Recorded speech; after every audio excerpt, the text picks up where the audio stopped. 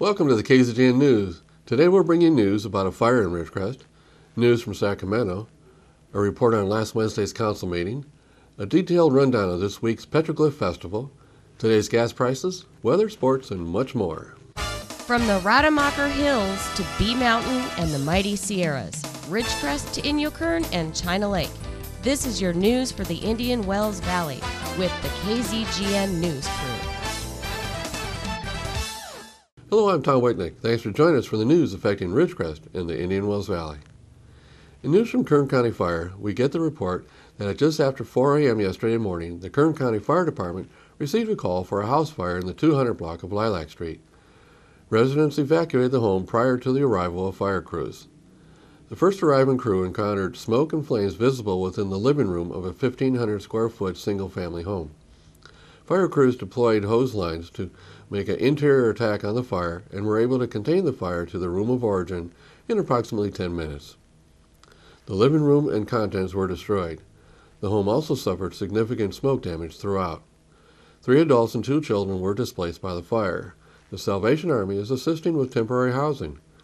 1 adult male was evaluated by ambulance personnel for smoke inhalation and a wound to his foot from a nail. He declined further treatment or transport. The residents advised that earlier in the evening they had used their living room fireplace for the first time this season. The exact cause of the fire is yet to be determined, but Kern County Fire urges residents to use caution when using fireplaces and heating appliances. The home did not have any working smoke alarms. The residents are fortunate to have escaped with little harm. Kern County Fire reminds residents to have working smoke alarms and to test them monthly. In news from Merced, California, we get a report of an 18-year-old California University freshman that went on a rampage with a hunting knife because he was barred from a study group. Merced County Sheriff Vern Warnke said a 2-page manifesto detailing Faisal Muhammad's motive and plans to terrorize and kill several classmates at the University of California was found on his body during an autopsy. Muhammad was shot and killed by campus police after he stabbed 2 students, a university employee, and a construction contractor shortly after 8 a.m. Wednesday. The 4 are expected to survive. Muhammad's plan for revenge discussed his anger with being kicked out of the study group, the sheriff said. Warnke said Muhammad's plan was written in English and referenced the Muslim god Allah several times. We had a teenager who was upset he was kicked out of a study group, Warnke said. The sheriff said Muhammad was born in the United States. Muhammad began his rampage by attacking a fellow student with a knife in a required general education course Wednesday morning. Byron Price, 31, a construction worker doing remodeling next door, ran into the classroom and is credited with preventing Muhammad from killing his initial stabbing victim. Price said he thought he was breaking up a fistfight when Muhammad charged at him with the knife, stabbing him in the side. Muhammad fled the room and stabbed 1 person in a stairway and another person on a bench outside.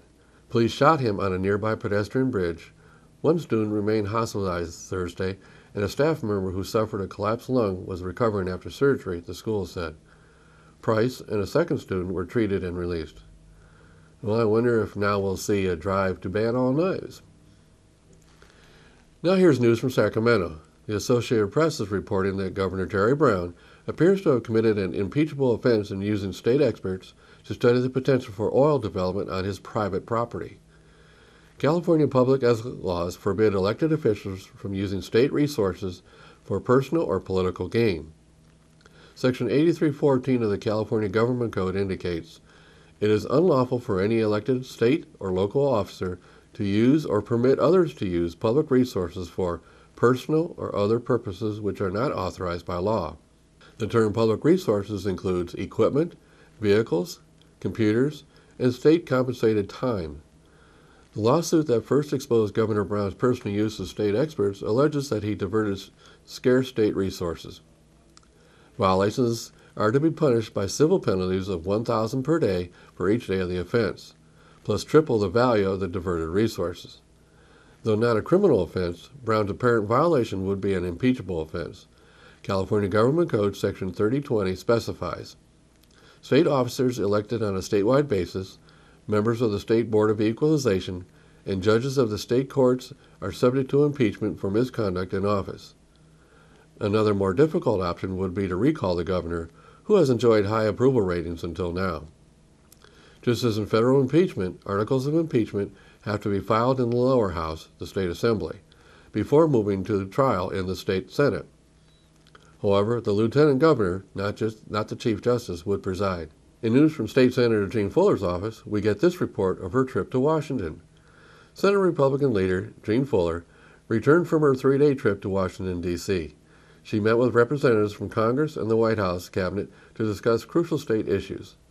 Among the key issues discussed were the ongoing drought in California, transportation infrastructure, and strategies for maintaining the Golden State's competitiveness in innovation and technology. These are some of the most important issues facing California, and they can only be resolved through a collaborative effort by state and federal leaders, said Senator Fuller. I thought it was vital to meet in D.C. and show how serious we are in rolling up our sleeves and working side by side to find solutions. Senator Fuller, who traveled to Washington with a Republican delegation, coordinated meetings with House Majority Leader Kevin McCarthy, Representatives David Nunes, Paul Cook, David Villado, Doug Malafa, U.S. Senator Dianne Feinstein, and U.S. Deputy Secretary of the Interior Michael Connor. All the meetings were extremely valuable, said Fuller.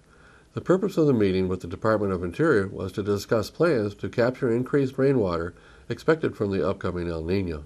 Senator Fuller says Republicans from the federal and state levels have been proactive in ensuring that California maximizes its ability to capture and transport the expected surplus precipitation. As part of a collaborative effort with House Majority McCarthy and the Republican congressional delegation from California, they recently sent a letter to President Obama and Governor Brown urging immediate action in preparing for El Niño. California Republicans want to be sure that El Niño rainwater is effectively captured, stored, and moved throughout the state. This is a chance for the state and federal governments to make the most of the benefits of El Niño for California's families, cities, businesses, and farms.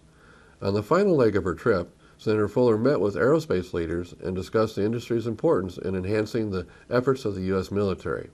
The relationships we were able to continue to build in D.C. will benefit all Californians. I look forward to using the momentum from the trip to address the pressing issues facing the state, Senator Fuller concluded.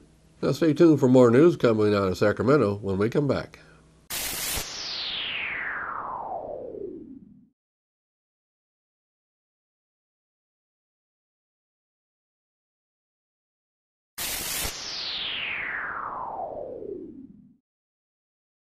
Thanks for staying with us. And now on another story coming out of Sacramento, Shannon Grove accuses High-Speed Rail Authority of hiding project costs.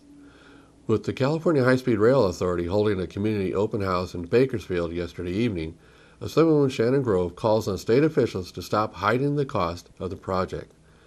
An investigative report from the Los Angeles Times uncovered a cost report showing 31% increase in the cost of the first phase of the project. But those numbers were never released to the state legislature or the public. Republican members of Congress and the state legislature were forced to request a subpoena of high-speed rail executives before they were willing to release the documents. These open house meetings give the illusion of transparency to the public.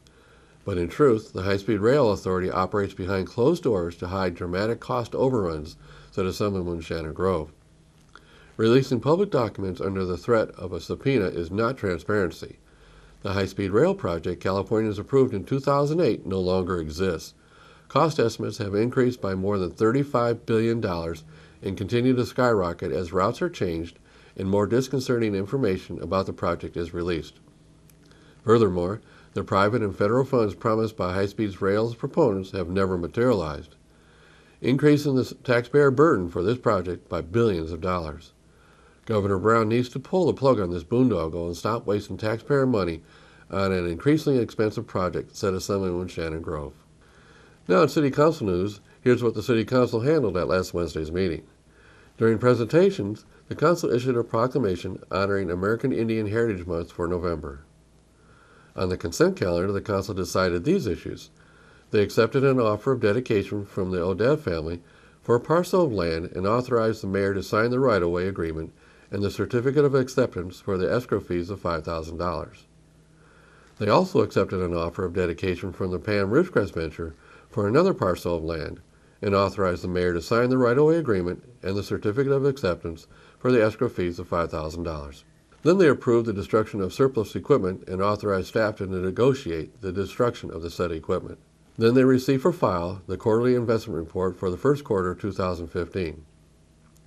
Next on the agenda, they approved a resolution amending the classification plan and revising certain job descriptions. During the discussion and other action items segment of the meeting, they covered these items. They approved a letter of intent to participate in the proposed Groundwater Sustainability Agency with the county.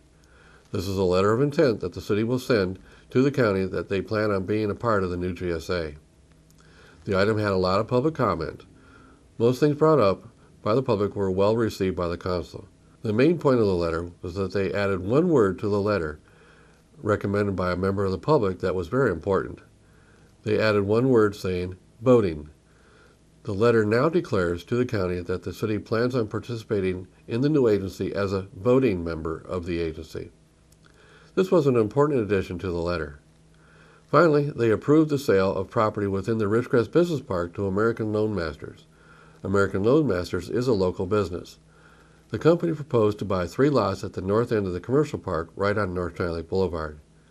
Purchase price will be $750,000. The $750,000 gets split between the city and China Lake partners that jointly own the business park along with the city. The council agreed to sell the property. Well, by now you have got to have heard that the big event of the year is coming this weekend, the 2nd annual Petroglyph Festival. It will be a 3-day event running Friday, Saturday, and Sunday, November 6th, 7th, and 8th. 4 tours per day of the petroglyphs on the base are set. The tours will run all 3 days. Tickets will be $35 each. Advanced registration is required. It is a 2-step process. You can go to Matter Museum to register or go online to shop.matterangle.org. There is 2 steps to the online sign-up process. First, there is a link to sign up with the Navy for permission to go on the base. This is due to security concerns. The second step is the process to select your tour, date, and time. Tours will leave from the parking lot at Petroglyph Park. All visitors will be driven in vans to the location. No personal vehicles will be permitted. The Petroglyph Canyon site is at 5,000 feet. You should bring water and good hiking shoes, sunscreen, and other garments appropriate for the weather at that time. Every tour will have 1 hour in Petroglyph Canyon. This is the largest single collection of Native American petroglyph art in the world. Then there will be the street fair on Balsam Street Saturday and Sunday. There will also be the annual Gem and Mineral Show out at the Desert Empire Fairgrounds Saturday and Sunday. Also on Saturday, China Lake will open its gates to the airfield for community open house. It will run all day Saturday until 3 p.m. A valid ID is required for all visitors 16 and older. Parking is limited out at the airfield, so there will be shuttles available for taking people out there every hour. The shuttles will leave from the Matter Museum. If you've never been out to the airfield at China Lake, go to this one. This is an experience you'll never forget. The kids will be amazed with this visit. There will also be the annual Intertribal Powwow. This will take place Saturday and Sunday as well. It will be held all day at the Kerr-McGee Center. Doors open there at 10 a.m. They will have their traditional hog roast on Saturday, along with all sorts of Indian entertainment and food. Indian tacos will be sold both days. If you haven't had one of those tacos, you haven't had a taco Indian style. They are not like Mexican tacos. The Indian tacos are fantastic. There will also be a wine walk Saturday evening on Balsam Street. There will be live bands, food, and booths available on Balsam Street for both days. So if you ever say Ridgecrest doesn't have anything to do, this is an event you better not miss. This event is bringing in thousands of visitors from outside of Ridgecrest. What a weekend we have in store for us. So if you're just used to spending the weekends at home, get out there and enjoy all the activities. And if you're one of our new China Lake employees that just recently moved to Ridgecrest, come on out and meet all the fine people of Ridgecrest. Now in KZGN's continuous effort to provide news and information you've asked for, here are today's gas prices for Ridgecrest and some surrounding areas. As of this morning, Ridgecrest is ranging from $2.89 to $3.09. Lancaster is ranging from $2.69 to $3.05. The LA Valley area $2.67 to $2.95, and the Bishop area $3.21 to $3.32. We have 5 stations coming in at the $2.89 figure. It appears prices have stopped any real movement. Tune in Mondays, Wednesdays, and Fridays for updates. We at KZGN always suggest you shop locally to support our local economy.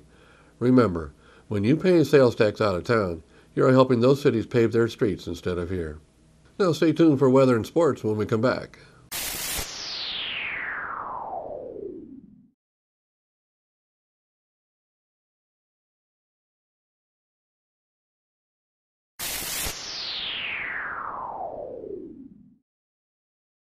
Thanks for staying with us. Let's go to Lane for the weather. Thank you, Tom. From the National Weather Service, the storm system that brought severe weather to parts of the southern plains on Thursday has shifted eastward and is expected to bring locally heavy rain to parts of the lower Mississippi Valley and southeast on Friday. The threat of severe weather with this system is decreased, with marginal risk of severe thunderstorms on Friday across portions of the Tennessee and lower Mississippi valleys.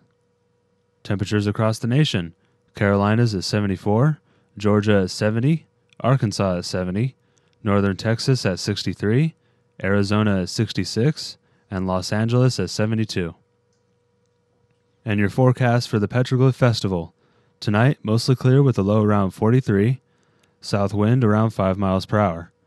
Saturday, sunny with a high near 66, east wind around 5 miles per hour. Saturday night, mostly clear with a low around 44, east-southeast wind around 5 miles per hour. Sunday, mostly sunny with a high near 69, south wind around 5 miles per hour. Sunday night, partly cloudy with a low around 48, southwest wind 10 to 15 miles per hour with gusts as high as 20. And for the beginning of the week, Monday, mostly sunny with a high near 64, west-southwest wind 15 to 20 miles per hour with gusts as high as 30. Monday night, partly cloudy with a low around 41, west-northwest wind 15 to 20 miles per hour with gusts as high as 30. And Tuesday, sunny with a high near 61, west-northwest wind 10 to 15 miles per hour. And that is your forecast for the IWV. Now back to Tom. Thanks, Lane. And now here's Tom Heck with sports.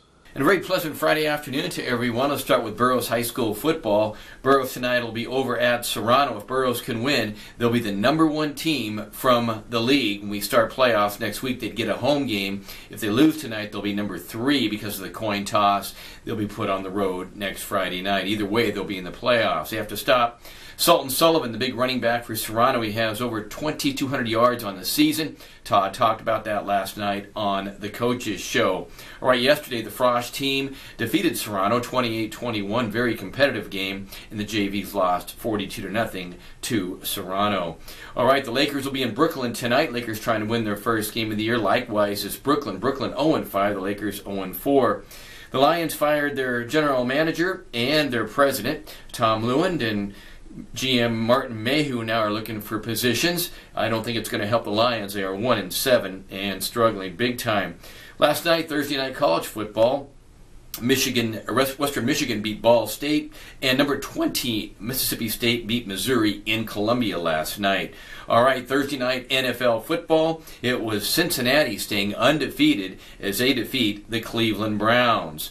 All right, let's take a look at USC and UCLA. Arizona will visit the Coliseum to play the Trojans on Saturday night. That'll be a very good game. And UCLA will be up in Corvallis at Reser Stadium to take on the lowly Beavers at 2-6. UCLA should win that game very easily. All right, tonight at the college, Saracoso Volleyball, they'll take on Rio Hondo at 6. Come on out and support the gals. Junior high volleyball Saturday. That'll be all day. Come on out. $5 for adults, $3 for kids. Kids are 8th grade and under. All the local teams will be playing. It's the postseason, the final tournaments of the year.